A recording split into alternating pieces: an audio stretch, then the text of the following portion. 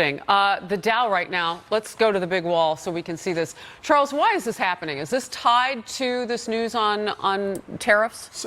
Some of it is, yeah, but it's less than 1%. The NASDAQ, in fact, has been up all day long, and it does mask amazing economic news all week long. Give us some good news, because that's something that is not being talked about. Personal income and spending through the roof. We could see those tax breaks are working their way through the economy.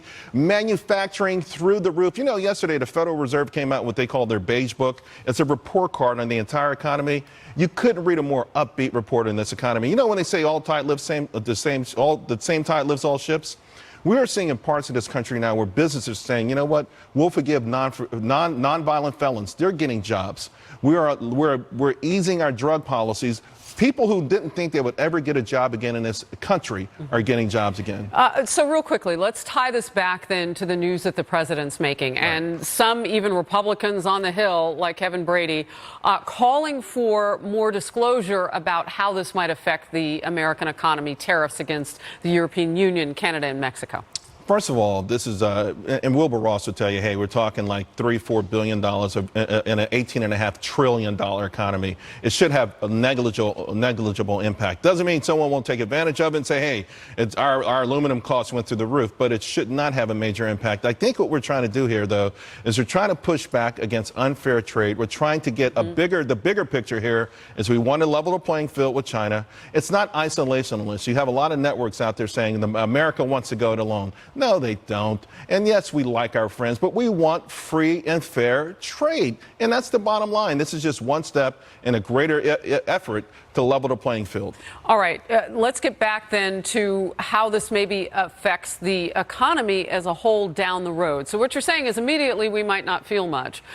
$3 or $4 billion is a lot of money, but not according to that bigger number that you mentioned. It is the proverbial drop in the bucket. Today, the Atlanta Fed, which monitors where the GDP number may go, increased their estimate for the GDP this quarter from 4% to 4.7%. That's a big because of the things I talked about that are much more significant.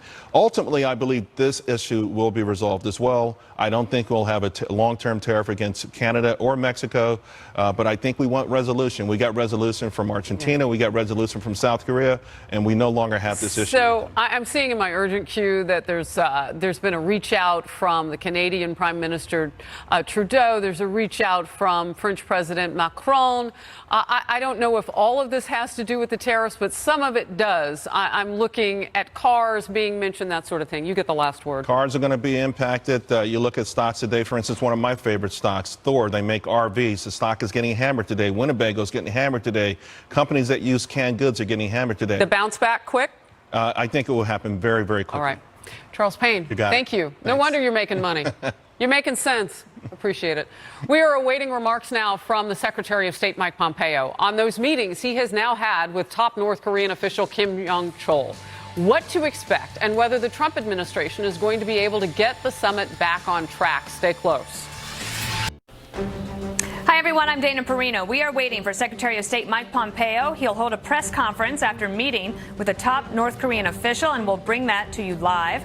Plus, the president on a pardon roll. We will talk to Karl Rove about that. And the director of the Pentagon's Joint Staff was just asked if the U.S. military could blow up China's man-made islands in the South China Sea. Find out her answer on the Daily Briefing. Fox News alert. We want to go back to Fox top stories. Secretary of State Mike Pompeo is getting ready to brief the media after several meetings with North Korea's former spy chief. They met twice today, had dinner last night, as they work towards salvaging a potential summit between President Trump and Kim Jong-un to happen on the schedule right now, June 12th in Singapore. Joining me now, two women who worked for different White Houses. Amber Smith is a former deputy assistant to the defense secretary in the Trump administration. And back from outnumbered hour, Marie Harf, the former State Department spokesperson for the Obama administration. Great to have you both here. Amber, you know, this is the first time that we will hear from the Secretary of State what types of things are being worked out as details. Your expectation?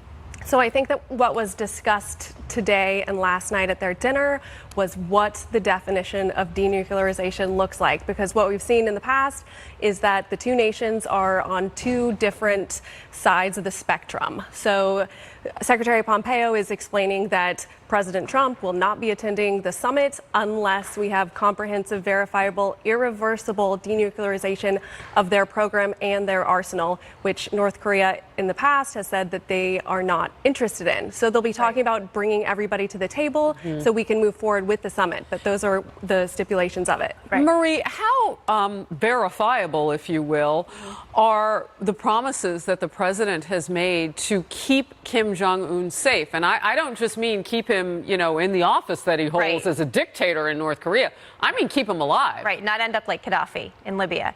So I think what will be interesting, and I imagine Secretary Pompeo's staff right now, I've been in that position before a press conference, figuring out exactly what to say, because you cannot negotiate in public. I think Secretary Pompeo has to walk that fine line. But to your point, Harris, you're exactly right. Pompeo has publicly said, and the president has now too, we will guarantee Kim Jong-un's safety. We know he's paranoid about that.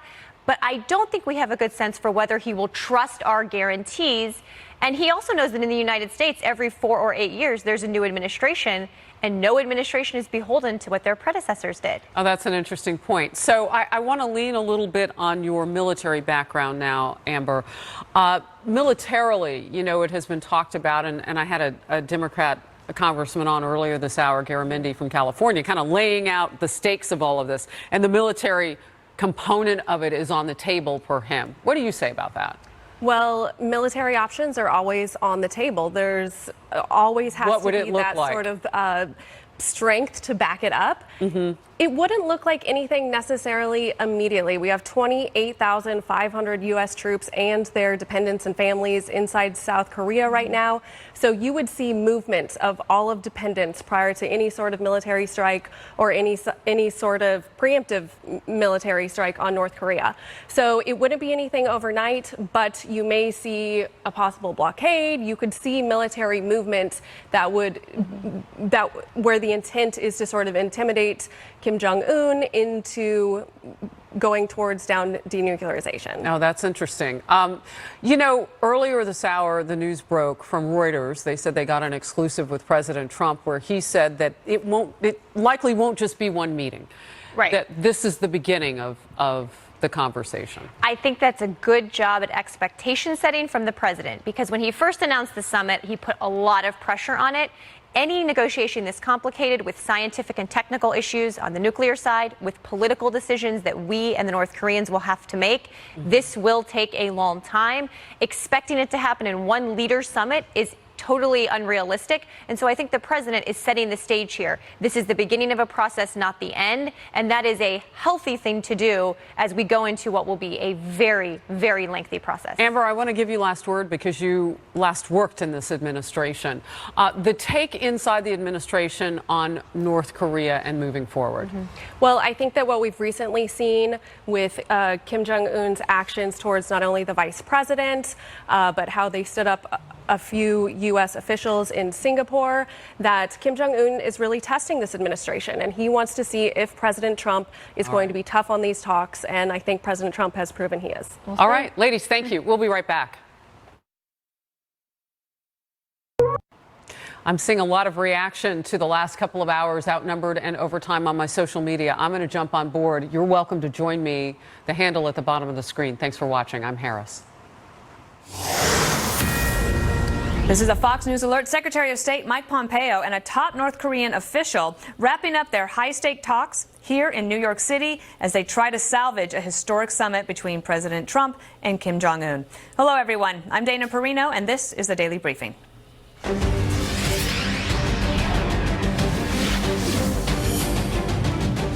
We are waiting to hear from Pompeo any moment now after a big day of negotiations and high hopes in getting that highly anticipated meeting back on track. David Lee Miller is live in New York City. David Lee, what are you hearing about the outcome of the meeting? Well, firstly, Dana, we expect the Secretary of State to begin his briefing in just a few moments' time, and I may have to sit down rather abruptly, but I can tell you what a difference a week makes. Only a few days ago, President Trump canceled the summit.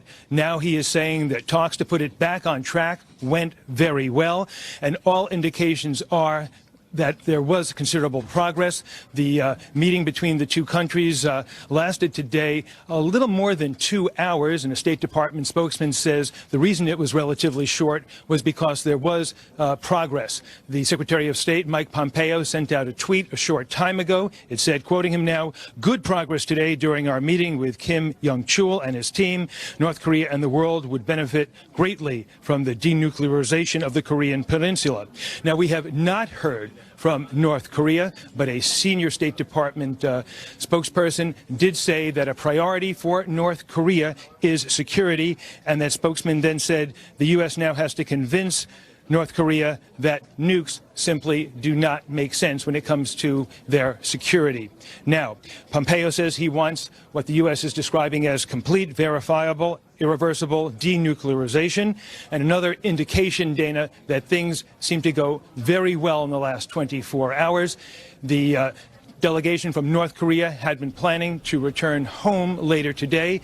Now the president is saying it is very possible that the team may travel to Washington on Friday to deliver a letter, personally deliver a letter from the North Korean leader, Kim Jong-un. That's one of the things we expect to learn more about in just the next few minutes. Dana? David, that would certainly be historic if they do go to Washington, D.C. In the meantime, what other preparations are being made for the summit? Well, while the talks took place this week here in New York, there were other talks taking place overseas. In Singapore, a U.S. and North Korean delegation has been meeting. What they have been discussing are the issue of logistics as well as security. Also, there's meetings that have been taking place in the demilitarized zone. Those meetings targeting the issue of what will be on the agenda and some type of possible declaration if, in fact, the summit does take place and it is successful.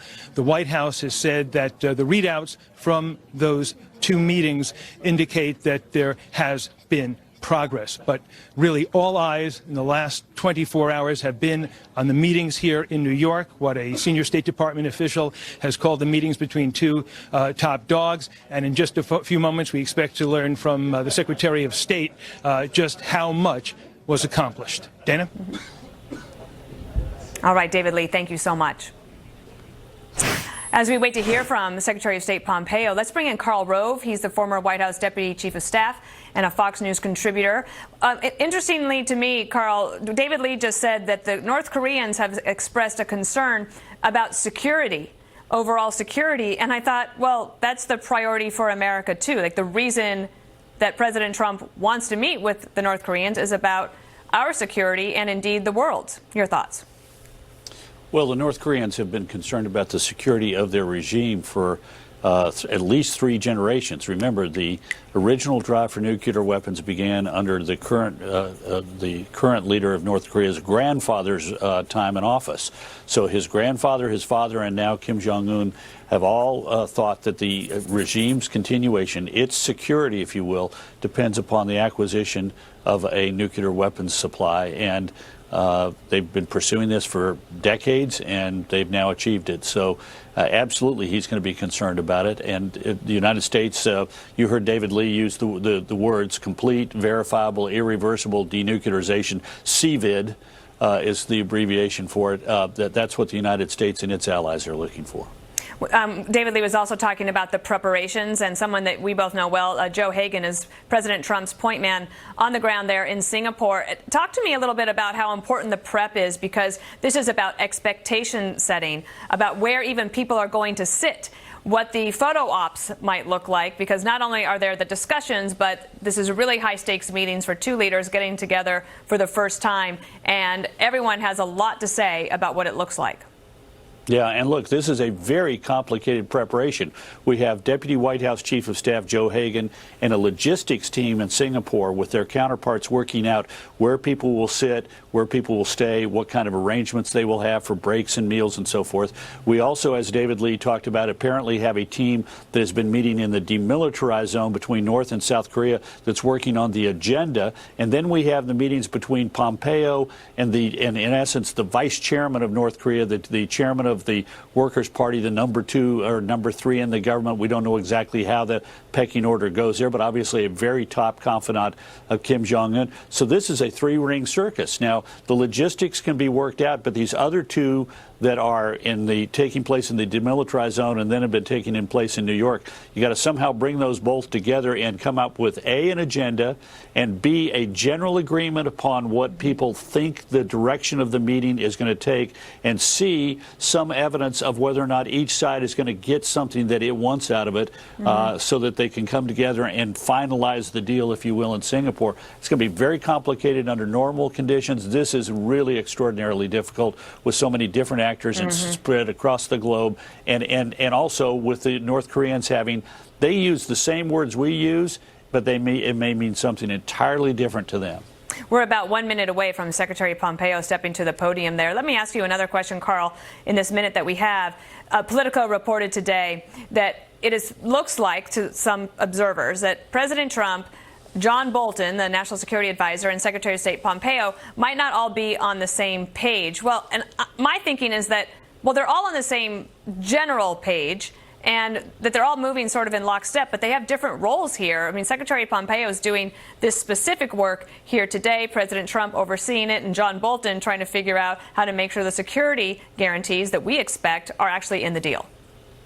Right. And look, you're right. Pompeo is going to be the lead negotiator, but Bolton has to make certain that the rest of the government is in sync with Pompeo, that he's getting the proper input and advice and counsel from the intelligence agencies, from DOD, and from other actors in this. He's got to be the guy who's playing the role of the honest broker, making certain that everybody's got a chance to say what they need to say, and that information then gets conveyed to the president and in an organized, deliberate fashion, so the president understands what are the big things he's got to decide and what are the things on which there's consensus and things on which they're not.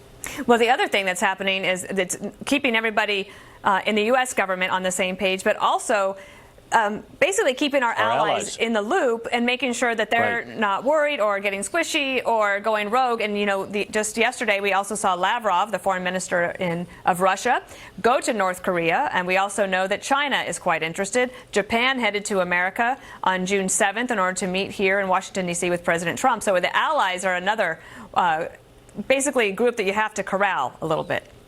Right, and we've got allies who are concerned about where is America and what are the conditions that we might agree to that might be destabilizing for them. That's normal. That's the South Koreans and the Japanese most prominently. We got the Chinese who are their normal inscrutable self. We hope that they are continuing to pressure North Korea to act in a responsible fashion. And then we've got the disruptors in the form of Lavrov and Putin, who could care less what ultimately happens as long as it just creates indigestion for the United States of America. That's why Lavrov went to North Korea and completely irresponsibly called for the removal of the sanctions before we have any kind of an agreement upon denuclearization. Mark my words, the Russians have been systematically undermining the sanctions in surreptitious ways, and that's simply going to get worse, not better. We're just waiting any moment now for Secretary of State Pompeo to come to the podium. And let me ask you another thing, Carl, and that's about just the way that the government is operating under Secretary of State Pompeo at the State Department. With Rex Tillerson there was a lot of tension, and the State Department seemed quite demoralized. And just with a change in personnel, not saying anything bad about Rex Tillerson, but there seems to be sort of a renewed spirit there at the State Department, which is probably helping the president achieve some of his foreign policy goals, especially here in North Korea. Well, I think that's right. And whenever there's a change in the leadership of a government department, if the workforce inside that department has been soured on the previous occupant of that office, then the new person, regardless of what policies they necessarily pursue, if they take symbolic steps to look like they're open and new and different, they have a honeymoon. We'll see how long the honeymoon lasts. But Pompeo is a particularly effective operator, in my opinion. That's, again, not to say anything about Rex Tillerson, right. But Pompeo is really effective, and he has sensed that he's got an opportunity, and he's taken symbolic steps to allow him to grab that opportunity. But, you know, look, number one in his class at West Point and Harvard Law grad. This is one smart operator, and he's taken advantage of the moment he's got. I liked it last night when he said that when he had dinner with his North Korean counterpart, a reporter asked what was on the menu, and Pompeo said, American beef. as in obviously that would be the case. While we wait for Secretary Pompeo, let me ask you about another story that's getting a lot of attention today, Carl, and that is that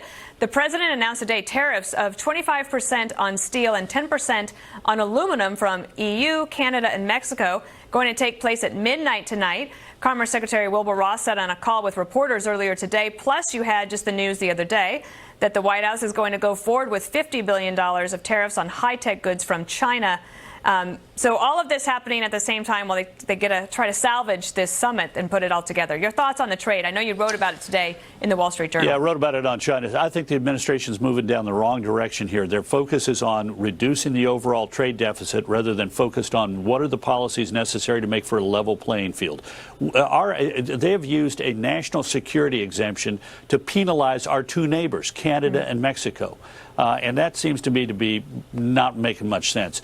$50 billion of goods from China will have a 25% tariff on them. That $12.5 billion is going to come out of the pockets of American consumers, offsetting some of the value of the tax cut. We have, I think, roughly $90 billion worth of tax cut this year. Well, we're taking $12.5 billion of it off of the table, putting it back into the hands of the government, taking it out of the pockets of Americans. And then you add on the tariffs on the EU and Canada and Mexico, and we're probably somewhere in the vicinity of $16, $17 billion total that's going to be taken out of the pockets of American workers, American families, and given to the government. Not going to be paid for by the foreign countries, going to be paid for by the Americans who buy ultimately the goods that are being taxed more heavily. Do you think there is a distinction between tariffs on China and high-tech goods and then tariffs on our allies such as the Europeans and certainly Canada and Mexico? And I know that you're from Texas, and Kevin Brady, who is a congressman from Texas, and he's the chairman of the Ways and Means Committee, he said today these tariffs are hitting the wrong target when it comes to unfairly traded steel and aluminum. Mexico, Canada, and Europe are not the problem. China is. This action puts American workers and families at risk. I know you're also from Texas. Your thoughts? Yeah. Couldn't agree more, because look, the steel that we get from from Mexico and Canada is used in our oil industry, and it's because we don't have enough capacity to generate those kind of goods here inside the United States. Couldn't agree more. And on China, my column today was, look, it's fine to say to the Chinese, you got to buy more from us and you got to lower your tariffs. I bet you a dime to a dollar that they're going to eventually lower their tariff on American-made automobiles. But that's not the problem. The problem is they're stealing our technology, and there are four things I outlined in my column, but talking to trade people and trade experts. I said to them, what do we need to do in order to deal with this problem of the Chinese stealing our technology? They said you need to get rid of what are called TRIMs, trade-related investment mechanisms. Basically, that's authority by the Chinese government to force American companies that want to do business in China to give up their technology. We need to get rid of what are called equity caps. Americans who buy businesses in China can only buy a minority position in that business, and the majority partner can say, if you want to keep doing business here, you got to give us your technology. The procurement rules, if you want to sell to the Chinese government, you have to make it in China and give up your technology. And worst of all, what are called subsidies to state-owned enterprises. This is where the Chinese have identified a whole series of companies and a whole series of industries where they want to get the technological advantage over the United States, so they subsidize those companies. And in combination with the other three things, this is like a great way to take the technology they're vacuuming it up and then deploy it. And that's where we ought to be focused, not simply saying we want you to buy more high-tech goods from the United States, in which case you're going to steal our technology, because that's going to be the cost of doing business in your country. We are waiting for Secretary Pompeo. He should be here any moment now. He had that meeting with North Korea. Meanwhile, there's this other news. Carl and I were just talking about the tariffs. But in addition to that, President Trump decided today to pardon Dinesh D'Souza. He pled guilty to some campaign finance law violations. He did the penalty that was given to him because of that. The president is saying today that he's going to pardon him. And then he also said that he is considering a pardon for Rod Blagojevich. But, Carl, you have to hold that thought, because here is Secretary of State Mike Pompeo. As you know, in addition to my meeting with Vice Chairman Kim Young-chol, we have teams in Singapore and at the DMZ working with their North Korean counterparts to prepare for President Trump and Chairman Kim's expected summit in Singapore. Through these series of meetings, I'm confident we're moving in the right direction. Today, Vice Chairman Kim and I discussed how our countries could come together and take advantage of the unique opportunity that our two leaders have created through their visions of the future that they have so clearly articulated. Vice Chairman Kim Young-chol is now planning to travel to Washington to deliver a personal letter from Chairman Kim Jong-un. The proposed summit offers a historic opening for President Trump and Chairman Kim to boldly lead the United States and the DPRK into a new era of peace, prosperity, and security. Our two countries face a pivotal moment in our relationship in which it could be nothing short of tragic to let this opportunity go to waste. In my conversations with Chairman Kim Jong-un in Pyongyang, and today with Vice Chairman Kim Young-chol, I have been very clear that President Trump and the United States' objective is very consistent and well known: the complete, verifiable, and irreversible denuclearization of the Korean Peninsula. President Trump has also made it clear that if Kim Jong-un denuclearizes, there is a brighter path for North Korea. We envision a strong, connected, and secure, prosperous North Korea that maintains its cultural heritage, but is integrated into the community of nations. We think that, working together, the people of the United States and North Korea can create a future defined by friendship and collaboration, not by mistrust and fear and threats. We sincerely hope that Chairman Kim Jong-un shares this positive vision for the future. We expect both leaders to enter the summit in Singapore, but proceeds with their eyes wide open and with a clear understanding of the possibilities for the future. If these talks are successful, it will truly be historic. It will take bold leadership from Chairman Kim Jong-un if we are able to seize this once-in-a-lifetime opportunity to change the course for the world. President Trump and I believe Chairman Kim is the kind of leader who can make those kinds of decisions, and that in the coming weeks and months, we will have the opportunity to test whether or not this is the case. Happy to take a couple questions. Our first question, and one question each, please, goes to Nick Wadhams from Bloomberg. Nick, go ahead. Thanks, Mr. Secretary. Last night, the State Department told us that the U.S. would be looking for a historic commitment from North Korea before the summit would go ahead. Today, you ended talks with Kim Young-chol early. Can you talk about why you did that? Did you get the commitment you sought? And do the U.S. and North Korea now agree on what denuclearization would mean? So, that's a tactical matter. We didn't end the talks early. We had a set series of items that we wanted to make sure we covered, topics which we made sure that we were clear on in terms of what our expectations were and their expectations in return of us. We achieved that.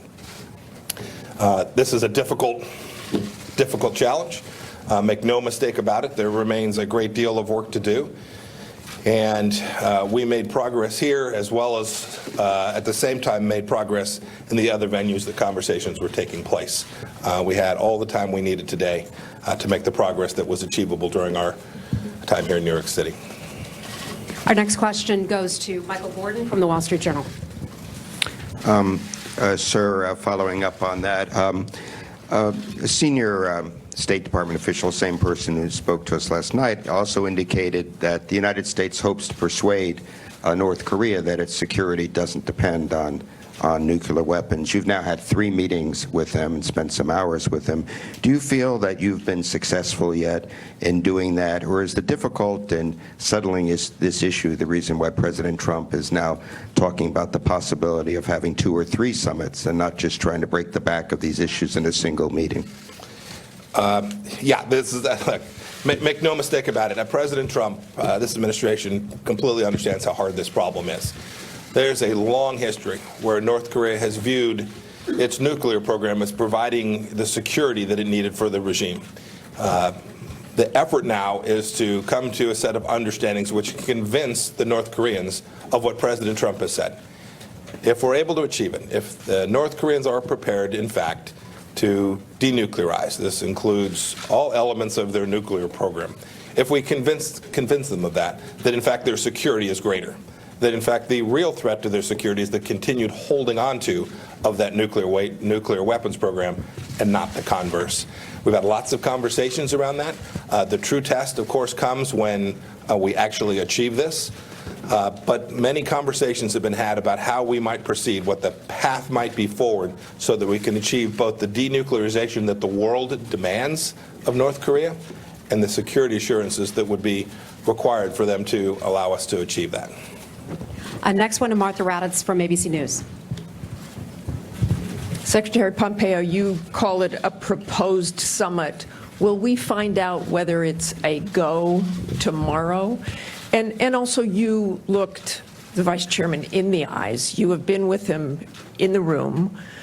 What accounted for the progress? This has been such a roller coaster ride. The summit was off. We've gone from fire and fury to this. So talk about what accounted for the change, and do you worry that you could still change back? So, Martha, I have had the chance to meet Chairman Kim Jong-un twice, and now Kim Young-chol 3 times. Have spent a great deal of time with each of them.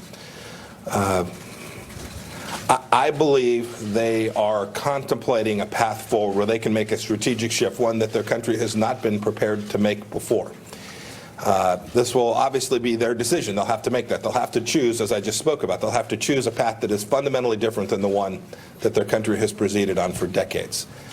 It should not be to anyone's surprise that there will be moments along the way, that this won't be straightforward, that there'll be things that look hard and times it appears there's a roadblock and sometimes perhaps even perceived as insurmountable. Our mission is incredibly clear. It is to continue to push forward. The President has directed me to push forward to test the proposition that we can achieve that outcome. So I know everyone's following this minute by minute and hour by hour. This is going to be a process that will take days and weeks to work our way through. There will be tough moments. There will be difficult times. I've had some difficult conversations with them as well. They've given it right back to me, too. There were decades into this challenge, and so one not ought to be either surprised or frightened or deterred by moments where it looks like there are challenges and difficulties, things that can't be bridged. Our mission is to bridge them so that we can achieve this historic outcome. And on the proposed summit, will we know tomorrow whether there will actually be a summit? Don't know. Don't know the answer to that.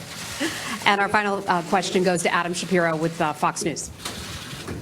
Let me just say, Martha, while we may not know tomorrow, I will tell you, we've made real progress in the last 72 hours towards setting the conditions, right? So your question really goes to what are the conditions? The conditions are putting President Trump and Chairman Kim Jong-un in a place where we think there could be real progress made by the two of them meeting. It does no good if we're in a place where we don't think there's real opportunity to place them together. We've made real progress towards that in the last 72 hours. And Adam from Fox. Secretary Pompeo, you talk about complete denuclearization of the peninsula. So my question is about this and the impact on our allies. You know, what concerns does the United States have about exposing South Korea and our Asian allies like Japan to greater perhaps Chinese influence if there is, as part of the deal in the future, a drawdown of U.S. military presence in South Korea? I'm not going to talk about today, nor at any time during the negotiations, about the elements of what the shape of the agreement looks like. Those are things that ought to be held so that the leaders have all the freedom they need to make the right decision. So, with respect to the drawdown, it's obviously a DoD issue. I'm not going to speak to that today. What I can say is this: I've been the Secretary of State now for 30-odd days, I think.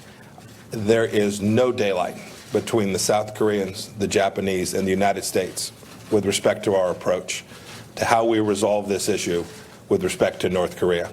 I've spoken to my counterparts there. I've spoken to President Moon. We understand their concerns. We understand the risks that can be posed to them.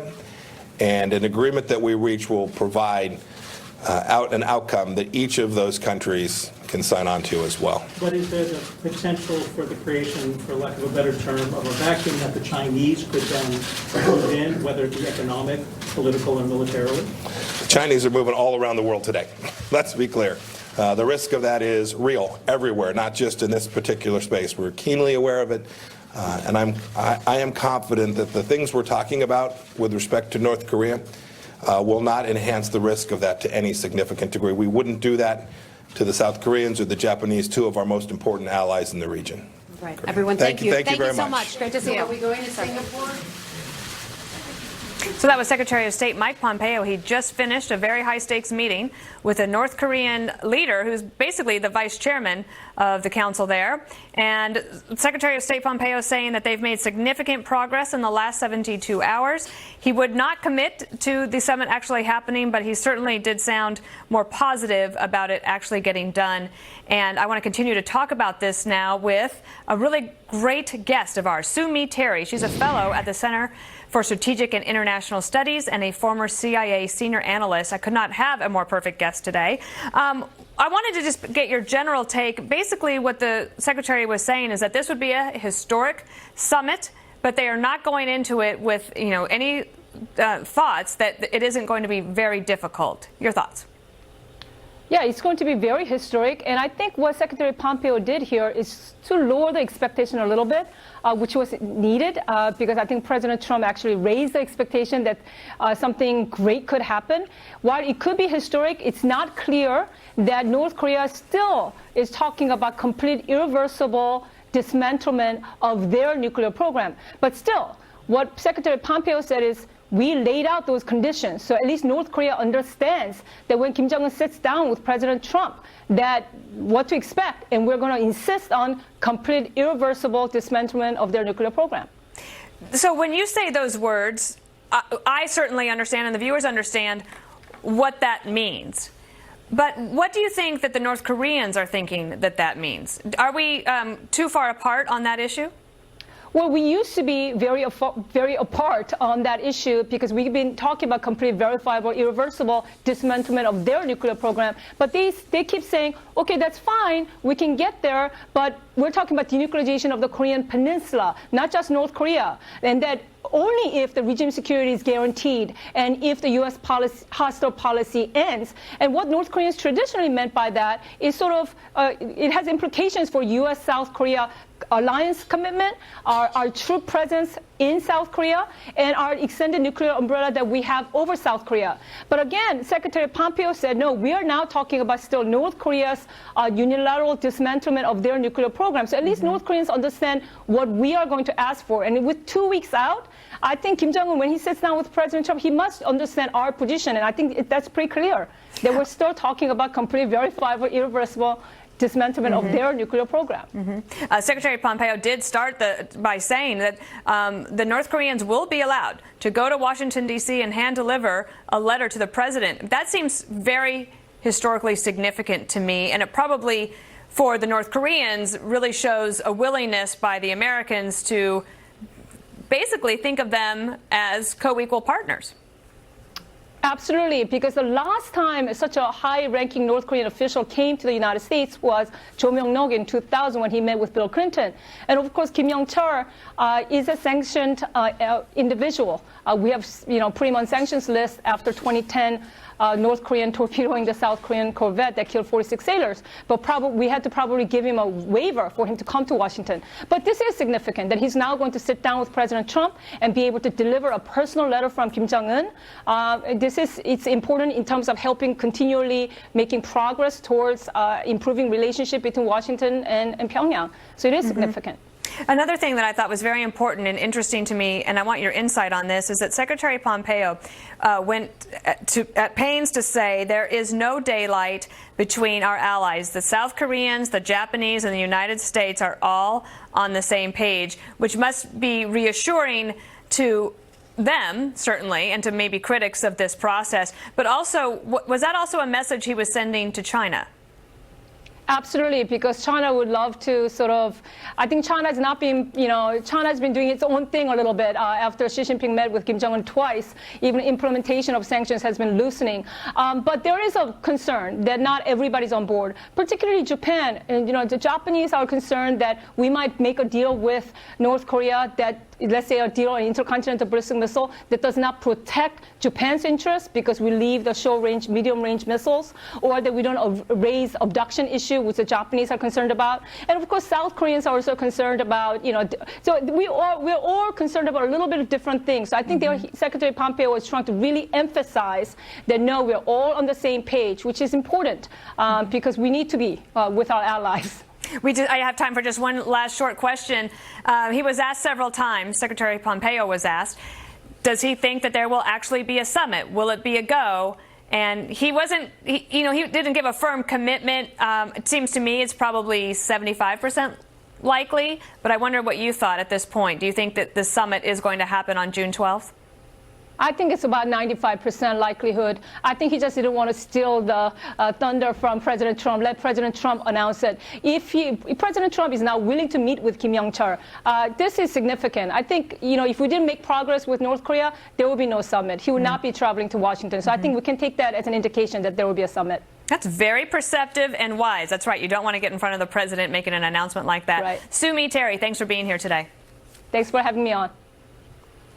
All right, Defense Secretary James Mattis already in Singapore talking U.S. defense strategy regarding China, as we were just talking about.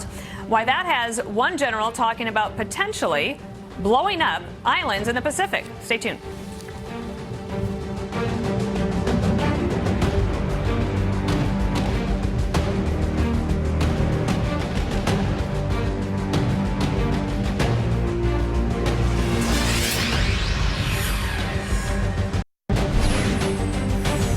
Defense Secretary James Mattis touches down abroad to hold bilateral talks with key Asian leaders. Secretary Mattis is in Singapore, the proposed site of the Trump-Kim summit, to discuss U.S. strategy amid China's increased militarization of the South China Sea. Our national security correspondent, Jennifer Griffin, joins us now from the Pentagon. Jennifer, what can we expect from the Defense Secretary's visit there? Well, remember, Dana, this is separate from the upcoming summit that Pompeo is trying to set up with North Korea. You can expect Mattis, while there in Singapore, to reach out to Pacific allies, focus on free trade, and the U.S. serving as a counterweight to China. At a change of command ceremony in Hawaii yesterday, the current head of what is now called U.S. Indo-Pacific Command, Admiral Harry Harris, chosen to be the next ambassador to South Korea, issued a warning. China remains our biggest long-term challenge. Without focused involvement and engagement by the United States and our allies and partners, China will realize its dream of hegemony in Asia. We should cooperate with Beijing where we can, but stand ready to confront them where we must. Admiral Harris will be retiring and still needs to be confirmed for that position of ambassador to South Korea by the Senate. Dana. Jennifer, I know that the Pentagon had a briefing today. Was there any talk about North Korea or China? Well, it was clear they didn't want to say anything that would interfere with the delicate talks today in New York to set up that summit. The focus was more on the South China Sea, where we have reported on efforts by China to militarize those man-made islands, landing nuclear bombers there recently and placing surface-to-air missiles on the islands, potentially disrupting free trade in the future. The director of the Joint Staff here at the Pentagon, Lieutenant General Frank McKenzie, who serves as the right hand or chief of staff to General Joe Dunford, issued what sounded like a veiled threat. I would just tell you that the United States military has had a lot of experience in the Western Pacific taking down small islands. Which caused the Pentagon press to ask him to clarify. It's just a fact. We have a lot of experience in the Second World War taking down small islands that are isolated. So that's a core competency of the U.S. military that we've done before. Shouldn't read anything more into that than a simple statement of historical fact. The warning to China obviously comes just days after the U.S. sent Navy ships close to those islands that China has been militarizing, with yet another tough message, Dana. It would be fun to read the press reports of that in China after that briefing makes its way over there. And one other question. Russian news outlet RT is reporting that Syria's president is threatening to use force to push our troops out. What are you hearing? Well, the Pentagon's chief spokesman, Dana White, and General McKenzie were asked about the interview given by President Bashar Assad to Russia's state-controlled RT television, in which he suggested that the U.S. troops in Syria leave soon or face the same fate as they did in Iraq after the invasion, a veiled reference to roadside bombs and Iranian-made IEDs that killed many American troops. Assad suggested that once he gains control over the last 3 rebel-held strongholds in Syria, that he would be turning his attention to expelling those 2,000 U.S. troops on the ground by force. Assad has consolidated control of all the Damascus suburbs for the first time in 7 years. The Pentagon spokesman suggested any attempt to confront U.S. troops would be an unwise policy on the part of Assad. Yeah, Dana. I would bet. All right, Jennifer, thank you. President Trump is in Texas today, where he met earlier with the families of victims in the Santa Fe high school shooting. This comes one day after Texas Governor Greg Abbott unveiled a 40-point plan for improving school safety across his state. Leslie Marshall is a syndicated radio talk show host. Katie Pavlich is the editor of Town Hall. I said editor again, because you are such an important editor. Yes. Say it twice. Again, both of them are Fox News contributors. Katie, I know that you are very well versed in the Second Amendment, and I did want to ask you about some of these states that have gone ahead and taken some action. I think I have a map here. Florida, Oregon, Kansas, Ohio, like all across the board, you have many states have decided to take it upon themselves, which I think is appropriate, right? No need to wait for Congress. Go ahead and make your own decisions. And then Abbott's school safety plan includes a few things that I wanted to get your point of view on. Tougher penalties for people who use guns to injure and kill.